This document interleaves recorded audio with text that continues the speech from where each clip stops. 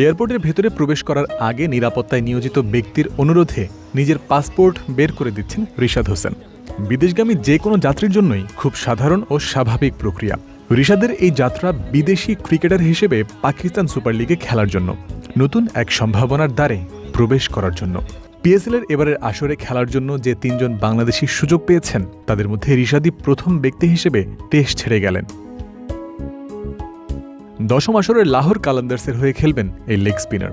আগামী ১১ এপ্রিল থেকে শুরু হচ্ছে পিএসএলের এবারের আসর। টুর্নামেন্টে প্রথম ম্যাচেই খেলবে রিশাদের দল। বাংলাদেশ সময় রাত ৯টায় ইসলামাবাদ ইউনাইটেডের মুখোমুখি হবে তারা। ১ মাস ১ সপ্তাহ ধরে হতে যাওয়া এই টুর্নামেন্টের সময়কালে বাংলাদেশের সাদা বলের কোনো খেলা না থাকায় ২২ বছর বয়সী এই ক্রিকেটারকে দেয়া হয়েছে পুরো আসরে খেলার অনাপত্তিপত্র। এর আগে গত প্রায় ১ বছরের মধ্যে পরপর কানাডার গ্লোবাল টি-20 ও অস্ট্রেলিয়ার বিগ ব্যাশে দল পেলেও নানা জটিলতায় খেলতে যেতে পারেননি রিশাদ। তবে এবার সেই আক্ষেপ সামনে আসার সুযোগ থাকছে না। প্রথমবারের মতো কোনো বিদেশি লিগে রিশাদ খেলতে যাচ্ছেন উপভোগ করার মন্ত্রে উজ্জীবিত হয়ে। আসলে এত কিছু চিন্তা করতেছেন, আপাতত যাই এনজয় করি, দেখা যাবে ইনশাল্লাহ। আপাতত কোনো প্ল্যান করি না, আপাতত যাই এনজয় করি, দেখা যাক। খেলা শুরু হলে ইনশাল্লাহ প্ল্যান করবো। নিশ্চিন্তে খান, স্বাস্থ্যকর অল টাইম পান, অল টাইম হেলদি লাইফ।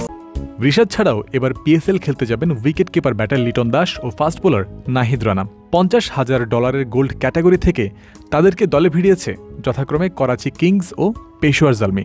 বাংলাদেশের টেস্ট সিরিজ থাকার পরেও লিটনকে পুরো পিএসএল খেলার জন্যই ছেড়েছে বিসিবি। এদিকে টুর্নামেন্টে একাধিকবার মুখোমুখি হওয়ার সম্ভাবনা রয়েছে লিটন ও রিশাদের। যদি সত্যিই লিটনের বিপক্ষে বল করার সুযোগ আসে তাহলে খুশি হবেন বলে জানিয়েছেন রিশাদ। জি অবশ্যই অবশ্যই, ভালো লাগার কাজ করবে তো এনজয় করবে ইনশাল্লাহ। ২০২২ সালের শেষ পর্যন্ত বাংলাদেশ জাতীয় দলের হেড কোচ ছিলেন রাসেল ডমিঙ্গো। এই সাউথ আফ্রিকান এবার রিশাদের দল লাহোরেরও হেড কোচ। অতীতে তার সঙ্গে রিশাদের কাজ করার অভিজ্ঞতাও আছে।